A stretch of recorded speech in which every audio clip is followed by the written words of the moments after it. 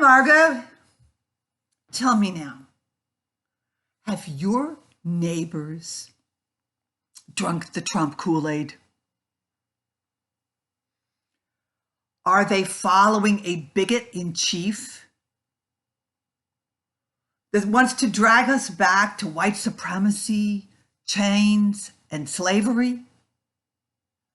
Lynching? I've seen posts like this recently on Facebook from people that I really know and respect. I hope they don't believe that. And if they don't, I wish they'd stop posting things like that, because somebody else might believe it. All I can say to them is, maybe you should really get to know the neighbors. You got along okay before the election. You'll get along all right after the election. I certainly hope so. Some of us would never in a million years vote for a white supremacist. My family includes Mexicans, Costa Ricans, African Americans, Filipinos, white people. Well, to some people, the MAGA, the Make America Great Again slogan and the red hats and all, are downright patriotic. No question that our country has fallen from a position of former greatness, and its confidence needs to be restored. So what makes them think that America was ever great? There's a question. Now, at the end of World War II, pictures were taken after the Americans finally got in the war, taken of American soldiers and others liberating starving skeletal people from Nazi extermination camps and work camps. Now, the pictures were taken and everyone saw them. People all over the world knew. Kids in school knew that America was a great country that did great things. The United States loaned Europe money to rebuild under the Marshall Plan. People came. Well, we were the only economy that was still on its feet at the end of the war. And people came, and they're still coming. Well, we do have our negatives, most definitely. I'm not going to mention all of them because this video is about the positives. It's about the greatness. There were 250 years of slavery, but there was a resistance going on all through those years. Black people, white people, Northerners, Southerners helped people escape on the Underground Railroad, and some of them paid with their lives. Some slaves who tried to escape paid with their lives. Lots of people paid dearly. But people got free. And the mass bloodshed of the Civil War ended the legality of it all. Didn't really end it, but people of all sorts died in that war. It wasn't a war of just one race to free one race. Now, it was followed by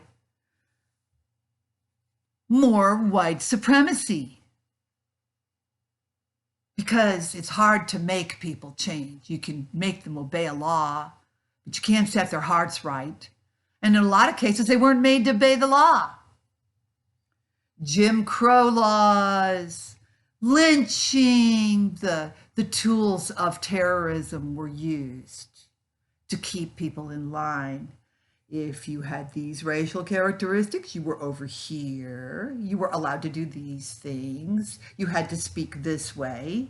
If you had those racial characteristics, like if you had my blue eyes and light skin, you lived over here and you could do a lot of things, except you couldn't speak against the system then either.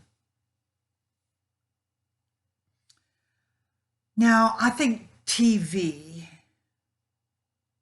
Well, first of all, TV is an underestimated influence here in ending the regime of white supremacy.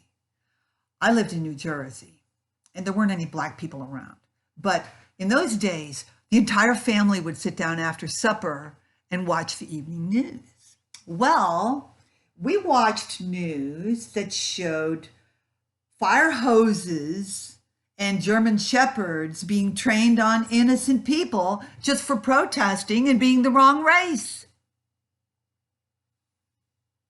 That was probably the first time a lot of adults really sat up and noticed the situation. And then we had the resistance, the civil rights movement, which led to the passage of the Civil Rights Acts of 1964 and 1965. This was a start toward greatness at home, not just over in Europe. Then there was the Kennedy, a little bit before that, there was the Kennedy inaugural. And I'm sharing this because of its vision of greatness. Sounds a little bit naive to us today.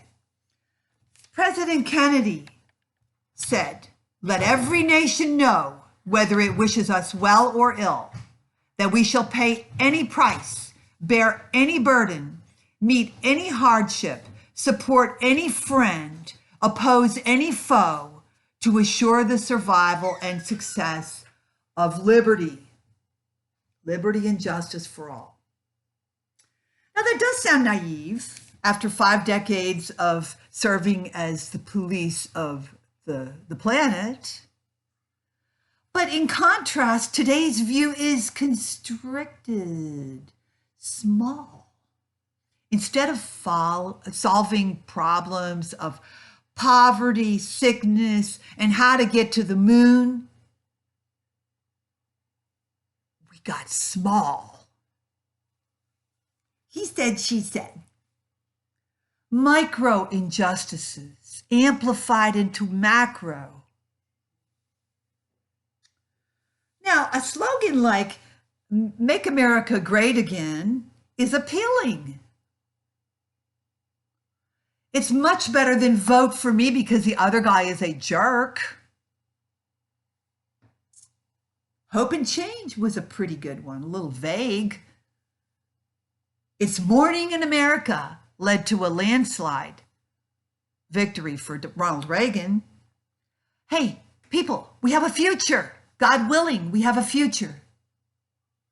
And Donald Trump may be an unlikely vehicle for that future. I happen to believe he is unlikely.